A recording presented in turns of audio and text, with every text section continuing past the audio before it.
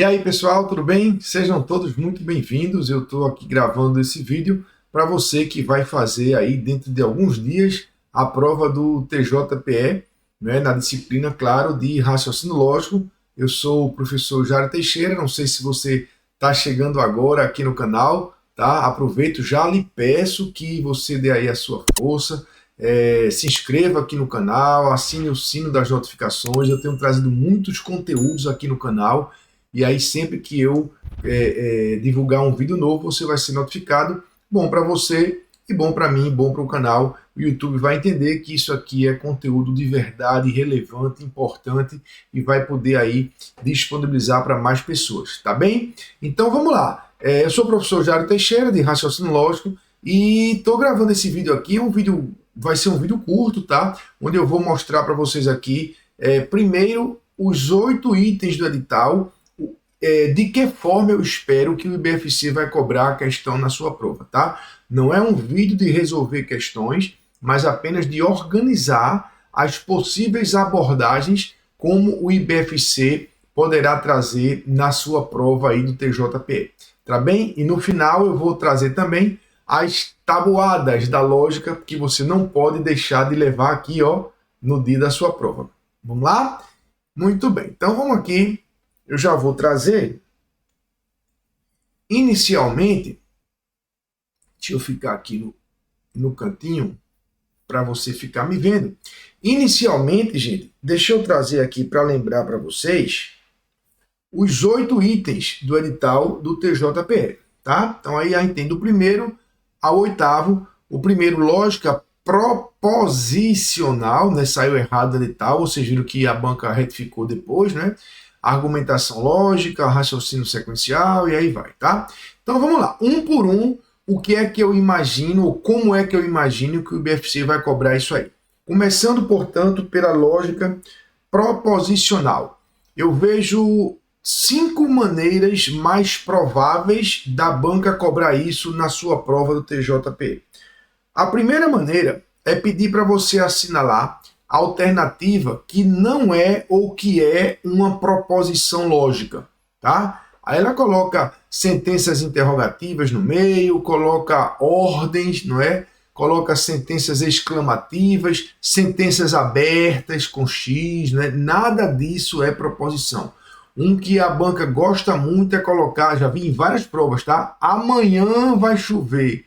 Veja, o fato não aconteceu ainda, né? Como é que a gente vai poder botar valor de VUF? Então, esse tipo de questão aí, o IBFC já repetiu muito e é uma das possibilidades. É uma questão bem simples, talvez, se aparecer na prova, vai ser a questão mais simples da prova, tá? Uma outra forma é quando ele bota uma proposição composta e pede para você contar quantas simples existem ali.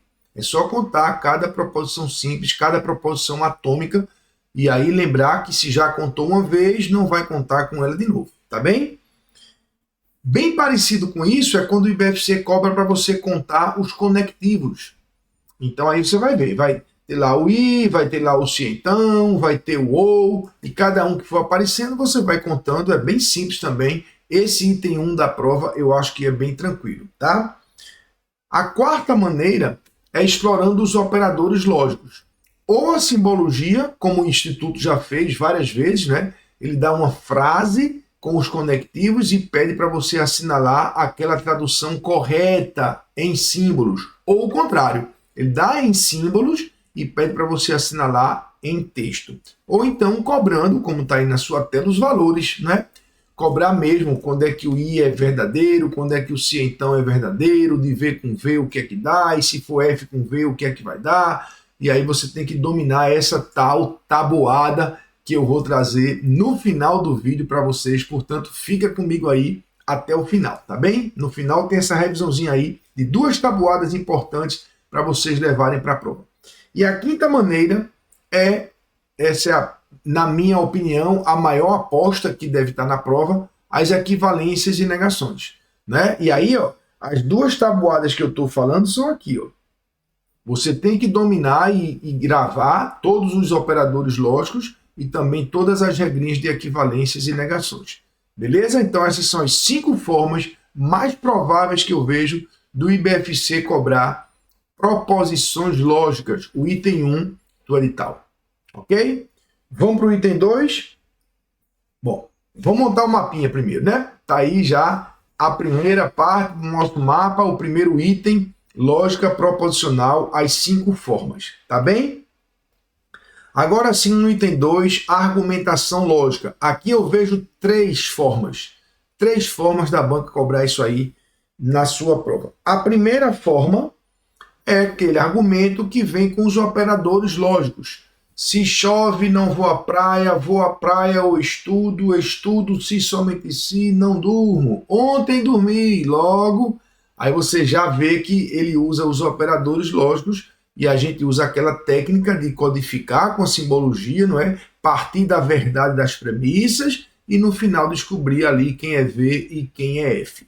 Tá bem? Agora, quando o argumento vem com os quantificadores lógicos, aí você usa a técnica dos diagramas, que aliás é o item 6 do edital, tá? Ele está emprestado aí como ferramenta. Usa aí os diagramas.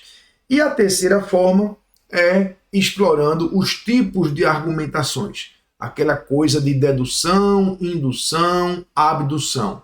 Importantíssimo que vocês aprendam isso, gente, porque o IBFC cobrou muito isso em provas. Inclusive, se você não estudou isso ainda, aqui no canal você encontra na playlist Rumo ao TJPE ou na playlist Lives ao Vivo, você encontra uma aula sobre tipos de argumentações. Eu recomendo muito que vocês assistam, tá? Então, essas são as 3 formas que eu vejo como mais prováveis do IBFC cobrar a argumentação lógica. Ou um argumento construído com operadores, ou um argumento construído com quantificadores, ou explorando os tipos de argumentações. Ok?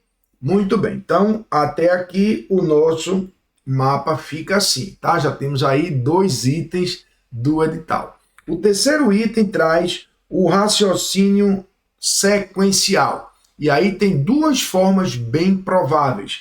A primeira delas que é quem é o próximo? É aquela questão em que você precisa revelar um padrão lógico numa sequência de números, de letras, de palavras, de figuras, não importa, mas você tem que perceber que ali existe um padrão, identificar esse padrão, aplicar o padrão e descobrir quem é o próximo elemento. Tá bem? É a questão mais clássica de sequências. Mas o IBFC adora também aquelas sequências que vêm com ciclos de elementos, com blocos de elementos. Tá? Normalmente esses blocos são as letras de uma palavra que ele vem repetindo o tempo todo. Então ele bota assim, ó, Jairo, Jairo, Jairo, Jairo, um atrás do outro ali, ó, né?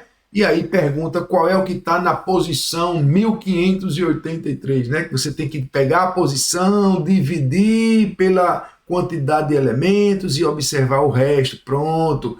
É esse tipo de questão, com essa técnica aí que você já aprendeu, que eu estou considerando como uma possibilidade também, uma das 2 possibilidades, né, mais prováveis para cobrar o item 3 do edital de raciocínio sequencial. Beleza? Então tá aí a nossa terceira pecinha do nosso mapa raciocínio sequencial. Ok? Muito bem. No item 4, raciocínio lógico quantitativo. O que é que o IBFC adora nisso aqui? Probleminhas com 2 conjuntos ou probleminhas com 3 conjuntos? E aí, de novo, eu faço uma ressalva. Professor, mas na prova não tem conjuntos. De fato, no edital, no conteúdo, não tem conjuntos. Por isso que a banca não vai cobrar relações de pertinência, está contido, contém, não pertence, aquela coisa toda de conjunto, está conjunto vazio, conjunto, porque isso não está no edital. Mas no edital tem raciocínio lógico quantitativo e tem também no item 6 diagramas lógicos. Se vocês não tá isso, é uma questão de conjuntos. Então eu acho que os probleminhas com conjuntos a banca poderia cobrar, tá? Por isso que eu coloquei aqui, ó, problema com 2 conjuntos ou problemas com 3 conjuntos, tá? O de 2, somente 2 bolinhas, de 3, aquele com 3 um pouco mais trabalhoso, porque são 3, tá? Mas é fácil também. Eu tenho a impressão que isso aqui vocês devem saber fazer, Tá bem? Item 4. Então, trazendo aqui para o nosso mapa, fechamos aí a primeira metade do edital. Tá? No item 5, raciocínio lógico analítico. Vejo duas possibilidades de a banca cobrar isso aí. A primeira, apresentando um texto, onde você vai interpretar e tirar ali alguma conclusão. É um texto, é uma interpretação de texto. Não fujam do texto, tá? Toda alternativa que você pensar em marcar, se pergunte, isso que eu estou marcando aqui está no texto? Eu posso inferir isso do texto ou eu estou extrapolando, não é? Normalmente você vai encontrar ali umas 3 ou 4 alternativas absurdas e só vai restar a resposta correta, tá? É bem fácil de acertar isso aí. E a outra possibilidade são aqueles probleminhas de associação de informações que vocês bem conhecem. A gente monta uma tabelinha, não é? Paulo, Carlos e Ricardo. Um é de Recife, um é de São Paulo, um é de João Pessoa, um é médico, né? E aí você sai marcando aquela tabelinha ali, tudo para descobrir quem é quem. Isso também eu acredito que tenha brecha para se cobrar quando tem no edital raciocínio lógico analítico. Você vai ter que analisar tudo que está dito ali, associar as informações para sair dali com uma conclusão. Tá bem? Então eu vejo essas duas possibilidades no item 5 do raciocínio analítico, já está ali no nosso mapinha. Beleza? Item 6, os diagramas lógicos, que a gente falou ainda há pouco, né? Lá na lógica de argumentação a gente usa isso daí, né? E nas questões com conjuntos também. Então como é que a banca pode cobrar isso aí? Ora, primeiro uma questão só com diagrama.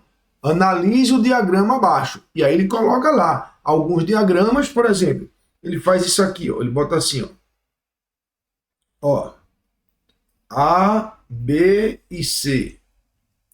Aí ele diz, pode existir A que é B? Sim, um A que é B, não é? Pode existir um B que não é A? Pode, se tiver aqui é um B que não é A, não é? Pode existir um A que é C? Não, um A que é C não pode não, porque aí não tem interseção, né? Então é esse tipo de questão em que você vai simplesmente analisar o diagrama e tirar ali uma conclusão, tá bem? Segunda possibilidade, a questão com os argumentos, que a gente já viu, né? Quando ele usa os quantificadores lógicos, a gente escolhe essa ferramenta dos diagramas para analisar. E a questão com conjuntos, que é a que eu acabei de falar, né? Quando ele junta ali o raciocínio lógico quantitativo com os diagramas, dá um probleminha com conjuntos, pode ser com 2, pode ser com 3. E ainda, no item 8 do edital, que daqui a pouco a gente chega nele, uma questão com probabilidades, né? Conjuntos e probabilidades. Beleza? E primeiro ele lança os dados para você construir os conjuntos e depois ele faz a pergunta de probabilidade. E esse é o nosso item 6 que está aqui no nosso mapa. Tá bem? Os dois últimos itens, aqui tem um detalhe. Eu acredito muito que esses dois vão estar na prova, tá? Análise combinatória e probabilidades. De análise combinatória, eu separei aqui 6 pontos importantes. Princípio multiplicativo, aquela questão em que você só vai ter que escolher um elemento de cada conjunto e multiplicar a quantidade de opções. É a questão mais simples que pode ter de análise combinatória. Beleza? Aí entrando nos agrupamentos, uma questão simples de arranjo, ou combinação, ou permutação. Tá? Questão simples para você, num conjunto, escolher elementos. E aí tem que ver se há ordem ou se não há ordem, né? Para ver se é arranjo, se é combinação, se é a ideia de fila, que aí é permutação, tá?